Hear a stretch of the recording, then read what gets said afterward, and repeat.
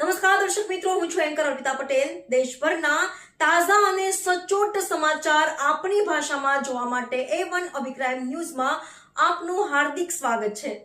હવે જોઈએ મુખ્ય સમાચાર. ગાંધીધામ ડીમાર્ટમાં ખરીદી કરતા ચેતી જજો. ગાંધીધામ ડીમાર્ટમાં ગ્રાહક સાથે છેતરપિંડી થયાની ઉઠી રાવ. 185 રૂપિયાની વસ્તુના 190 રૂપિયા ભાગે વસૂલાયા. ગાંધીધામ ડીમાર્ટ શોપિંગ મોલમાં ગ્રાહક સાથે છેતરપિંડી થયાની ઉઠી છે રાવ. હાલમાં સ્કૂલ વેકેશનના સિઝનમાં લોકો ફેમિલી સાથે ડીમાર્ટમાં ખરીદી કરવા જઈ રહ્યા છે, પણ જોજો આપ પણ કઈ છેતરપિંડીના શિકાર ન બનો તેની ખૂબ જ કાળજી રાખવાની જરૂર છે.